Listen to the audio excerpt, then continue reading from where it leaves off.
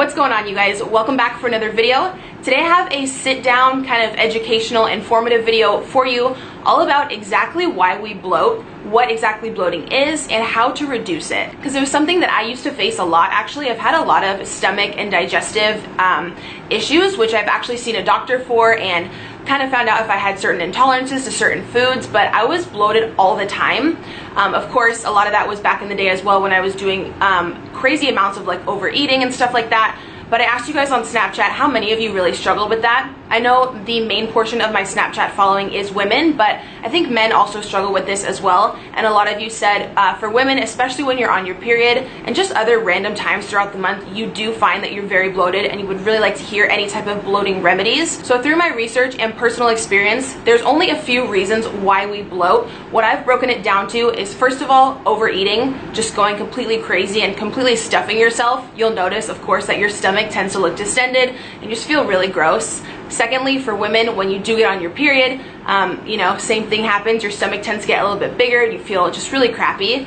Also eating high in salt foods, and then also just high fat and sugar foods in general, any type of processed or fast food can make you feel that way. And it's not the same thing as when you eat a full healthy meal and you just feel satiated and you feel full and you feel good, but you don't feel like your stomach is really like purging out there. I know for me, myself, whenever I eat something very high in salt, I tend to retain a lot of water as well. So I like personally to really try to keep my salt consumption very low. I always tend to go for the pink Himalayan salt rather than just like white table salt, which is just not good for you whatsoever. I also screenshotted something really interesting that I found online when I was researching bloating. It said the second most common cause of temporary bloating is gas in the abdomen, which is crazy. Like, I would never think of that, but I guess it happens whenever you swallow too much air, which I know sounds like weird, but it might just be something you're doing that you're unaware of if you are, you know, bloated a lot more than normal. And it says here, some people swallow more air when they're nervous. It's possible that practicing ways to reduce stress and anxiety, such as breathing exercises or progressive muscle relaxation,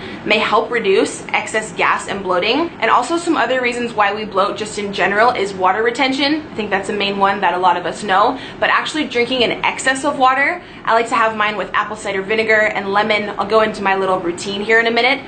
Will really help to flush all that excess out. Then also having a food intolerance, which some people might know they have and they might still choose to eat those items anyways, or some people actually have no idea that their stomach is very intolerant to certain foods. I think that was kind of what was happening with me over the past few years. A lot of people, I think it's like 75 to 80% of people have at least a slight intolerance to dairy. The cheese and the milk and the eggs and everything like that. It's not really the best for us, which we know, but a lot of us choose to eat it anyways because it's been in our diet for so many years, or those certain ingredients are in our favorite foods, but a lot of people's stomachs just cannot process and break those down. So if you see someone who has an excessive amount of pizza, or like with a ton of cheese on there or a ton of ice cream, and they're feeling really bloated afterwards, I've heard that a super high percentage of people experience bloating like that when they have an excess of dairy. You can actually get tested at your doctor's. This is something I want to do in the future as well, or pretty soon actually. They do like a little prick test on your arm to see all the things that you're allergic to.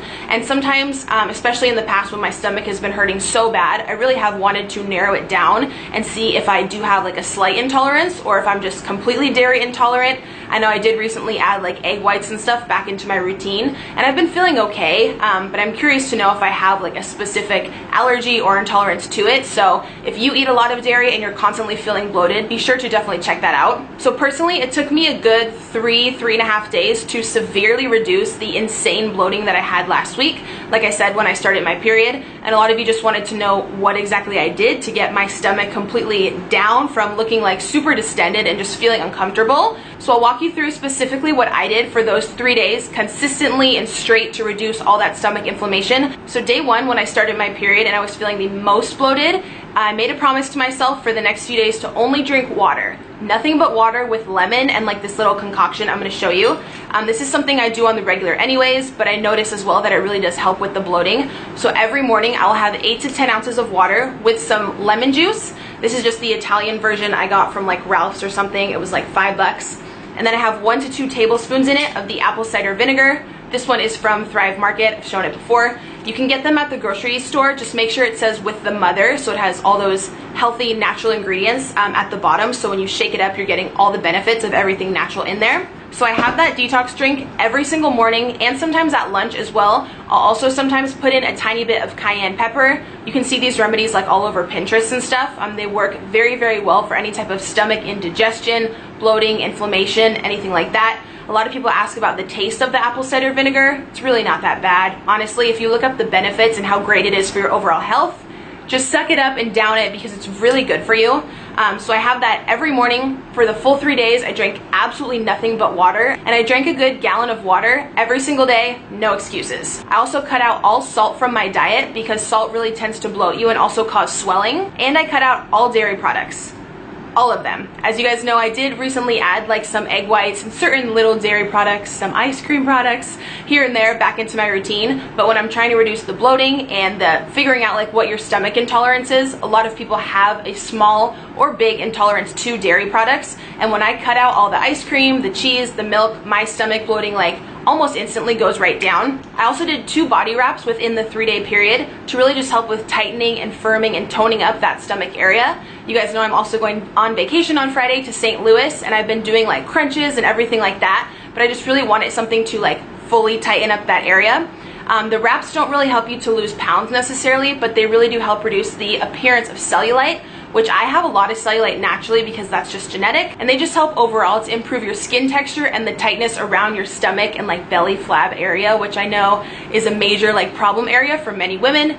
You guys know the ones that I've used before are from Fit Tea Wraps. This is just like a blank bag because I used the other 2 last week when I was filming this, and I did film how to put them on and everything. It's super, super easy. What I like about theirs is they're super budget friendly, which we know anything I mention on my channel has to be catered towards like single parents or people on a budget. I think it's only like 28 or 29 bucks and you get 4, and they truly do what they say they're gonna do. Like, they don't make any false claims on the packaging. You guys know there's so many things floating around social media, Instagram. People just want you to like blow money like that on their product without even knowing if it works. And I know it's hard to tell with certain like social media influencers and stuff, people recommending certain things, what does work. So specifically on their package, they say it's going to tighten and firm and improve your skin texture in that area, which I personally truly do feel like it does work. You guys can see in my pictures as well, it's not like a crazy like 5-6 pound weight loss. I'm not gonna lie to kick it, but it definitely like very much tones.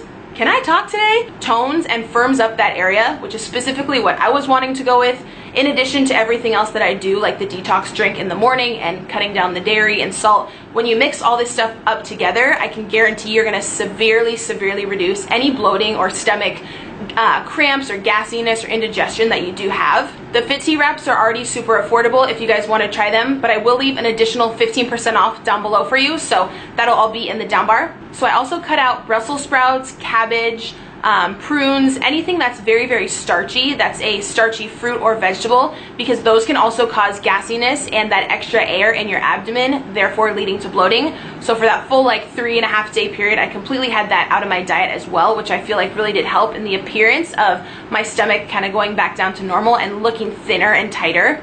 Also, if you have a lot of beans or lentils in your diet, those can easily cause a lot of gas and indigestion, as well as artificial sweeteners, which a lot of people tend to think are healthy because there's no calories, but those can also contribute to bloating. So there's definitely many things. Definitely just like research it. When I was looking up liquid products and food products that all contribute to bloating, there was like hundreds of them that I didn't even know about.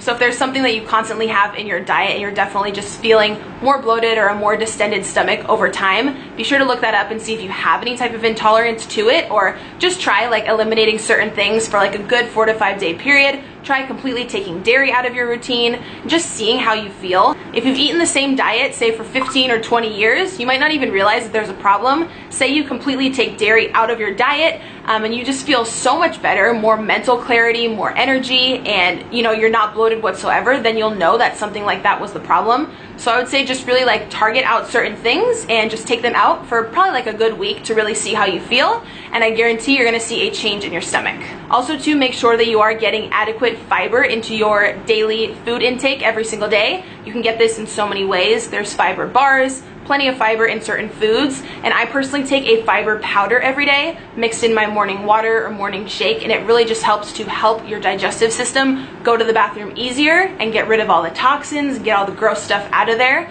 which will in turn really help with your bloating or having any type of distended stomach. So be sure to keep fiber up high on your priority list. So yeah, overall, those would be my top fighting bloating, helping to reduce any type of bloating or inflammation tips that I personally have and what I did to kind of combat my stomach issues over the years and also last week. So thank you guys so much for requesting this video. I hope you learned something new. Everything I talked about will be linked down below. If you are new here, I would love if you would subscribe. I have tons of videos on my channel about my weight loss journey and meal prep and everything kind of having to do with living a healthy lifestyle. So I would love if you would join the family. Thank you so much for watching, and I will see you guys in tomorrow's video. Mwah.